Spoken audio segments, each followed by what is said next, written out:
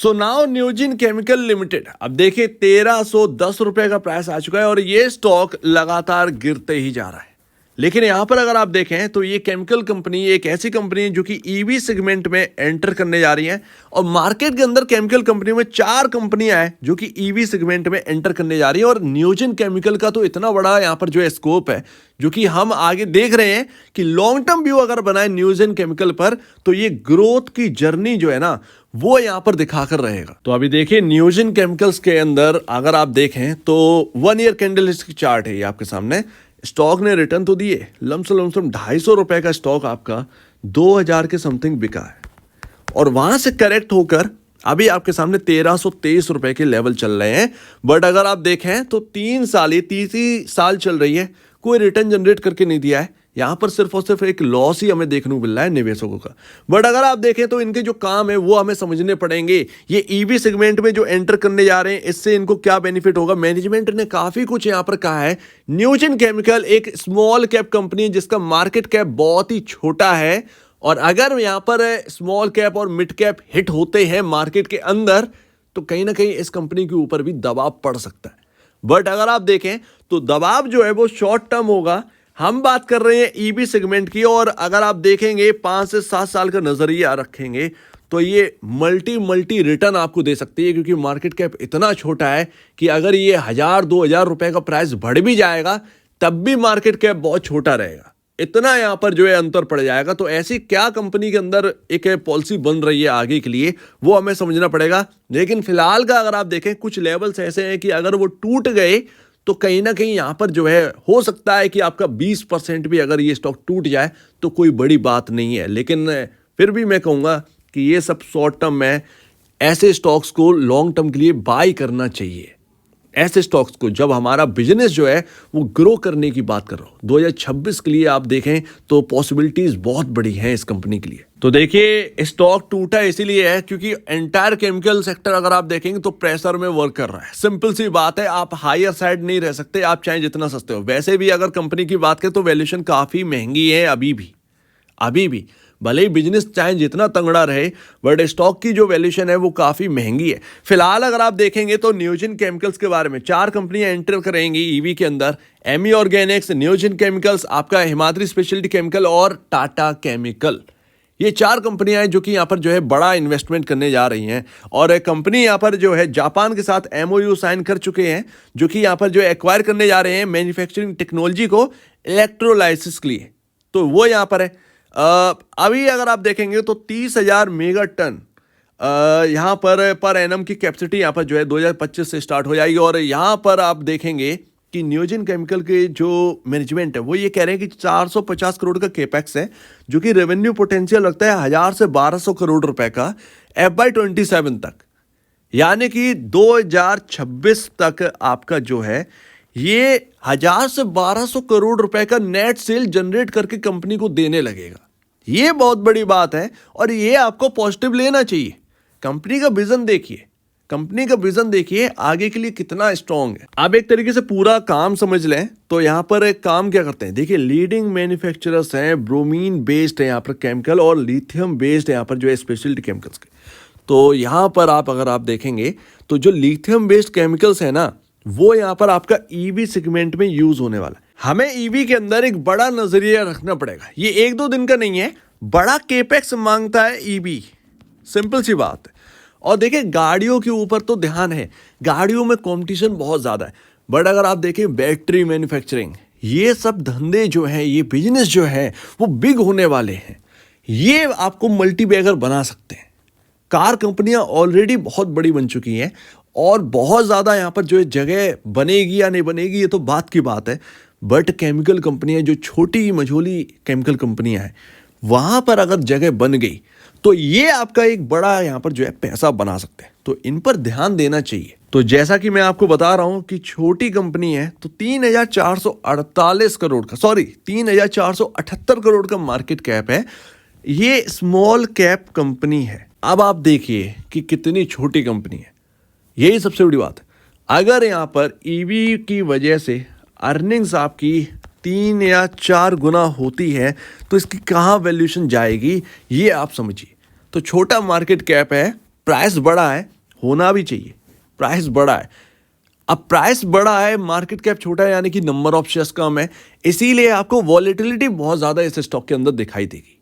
आगे भी, अभी भी देखने को मिली है, लेकिन आगे भी आपको देखने को मिलेंगे बड़े प्राइस मूव्स आपको देखने को मिलेंगे। पता चला 200 रुपए तो पता ही नहीं चल रहे स्टॉक के अंदर, ये सबसे बड़ी बात, क्योंकि मार्केट कैप बहुत छोटा है, यानी कि नंबर ऑफ शेयर्स कम है, और वो प्राइसिंग से देखकर पता चल रहा है। बट कंसर्निंग जो है वो यहाँ पर आती है पी रेशो के। आप प्राइस टू अर्निंग्स जो है ना, वो 105.28 पर है। सोचिए जब ये 2000 का स्टॉक था तब ये पी रेशो कहाँ पर होगा, तो वो एक बहुत बड़ी बात है। महंगी कंपनी है, लेकिन फिर भी अगर आप देखेंगे तो प्राइस टू बुक वैल्यू अगर आप देखेंगे तो यहाँ पर आपको 4.63 टाइम आपको देखने को मिलता है। अब यहाँ पर केमिकल सेक्टर इतना वर्स्ट है कि हर एक का अपना एक अलग ही यहाँ पर वैल्यूएशन है, हर कंपनी की एक अलग वैल्यूएशन यहाँ पर देखने को मिल रही है। तो ये काफ़ी बहुत ही अलग है। अगर आप ढूंढने निकलेंगे, सर्च करेंगे, आप यहाँ पर जो स्टडी करेंगे तो दिमाग घूम जाएगा इसके अंदर। ये रियलिटी इफेक्ट है, कोई 50 के पी पर बैठा, कोई 60 के पी पर बैठा है, तो वो यहाँ पर एक बहुत ही अलग चीज़ चल रही है, सिनेरियो अलग है। बट केमिकल सेक्टर में प्रेशर बहुत है, उसकी वजह से मान लीजिए कि अगर ये स्टॉक आपको 1000 रुपये देखने को मिल जाए, 1000 या 900 रुपये देखने को मिल जाए, तब तो आप ये समझिएगा कि ये स्टॉक को रखने में मेरे ख्याल से एक बार बैठ कहीं ना कहीं ले अगर कोई, तो कोई गलत बात नहीं होगी। बहुत ज़्यादा पैसा ना लगाए, लेकिन एक आईपीओ की तरह, क्योंकि हम आईपीओ में बहुत रिस्क लेते हैं। मैं एक सिर्फ और सिर्फ आईपीओ के रिस्क की बात कर रहा हूँ। उतना ही पैसा 15-20 शेयर भी पैसे कमा कर देंगे इस कंपनी के अंदर बहुत बड़ा, ये भी आप ध्यान दीजिएगा। तो वो भी है, क्योंकि मार्केट कैप बहुत छोटा है और यहाँ पर शेयर्स कम है, और अगर अर्निंग बहुत ज़्यादा इंक्रीज होती है तो फिर यहाँ पर जो है प्राइस कहाँ जाएगा, ये सबसे बड़ी बात है।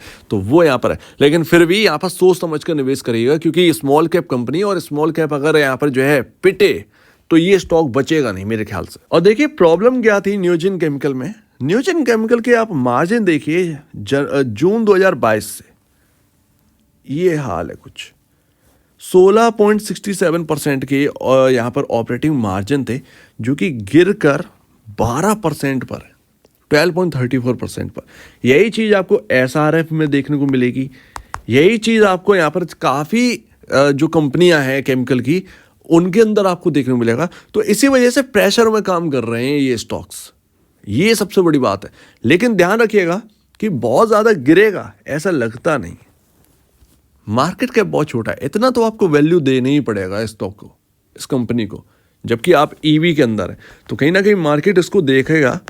बट डर बस यही है कि स्मॉल कैप अगर क्रैश हुआ तो इस पर भी प्रेशर पड़ सकता है, पड़ेगा और पड़ सकता है में अंतर है। फिलहाल देखिए हमने जो कंपनी की जो बात है उसको हमने कंप्लीटली देखा। 1000 से 1200 करोड़ का अर्निंग आना, आप देखिएगा कि कहाँ पर ये कंपनी पहुँच जाएगी। 2026 का जो विज़न है, अगर आप मुझसे पूछें तो रिस्क कितना है, देखिए स्मॉल कैप में रिस्क ही रिस्क है, सिंपल सी बात, ठीक है। स्मॉल कैप में रिस्क ही रिस्क है। बट अगर मैं ईवी सेगमेंट के हिसाब से देखूं तो क्या मुझे ये कंपनी रखना चाहिए, बैट लेना चाहिए, कहीं ना कहीं बैट लेना चाहिए। बहुत बड़ी नहीं, लेकिन 10 शेयर एक ऐसे क्वांटिटी है जो कि आपके ऊपर कोई बहुत बड़ा असर नहीं डालेगा, है कि नहीं है। 10 शेयर एक ऐसी क्वांटिटी होती है जो कि आपके ऊपर कोई बड़ा असर नहीं डालेगा। अगर ये स्टॉक मान लो कि स्मॉल कैप क्रैश हुआ अगर बाई चांस, तो ये स्टॉक गिरा, चलो मैं मानता हूं आधा भी अगर रह गया तब भी आपके ऊपर कोई बड़ा असर नहीं पड़ेगा, क्योंकि आपका जो इन्वेस्टमेंट है वो इतना बड़ा इन्वेस्टमेंट नहीं है। और अगर ये वाकई में स्मॉल कैप के अंदर जो बबल बन चुका है, काफ़ी स्टॉक्स गिरेंगे, स्मॉल कैप अगर टूटा, अगर ये कंपनी नीचे आती है तो फिर आगे जिस हिसाब से ईवी का प्लान है उस हिसाब से तो मेरे लिए एक अंडरवैल्यूड स्टॉक हो जाएगा। ये दोनों बातें हैं फिलहाल। अब ये कितना सही होगी या नहीं होगी मुझे नहीं पता, बट अगर आप देखें न्यूजेन केमिकल के तो जो मैनेजमेंट कह रहा है उससे विजन अच्छा है। और 2025-2026 कोई दूर की बात नहीं है, हम 2024 में तो वैसे भी चल ही रहे हैं।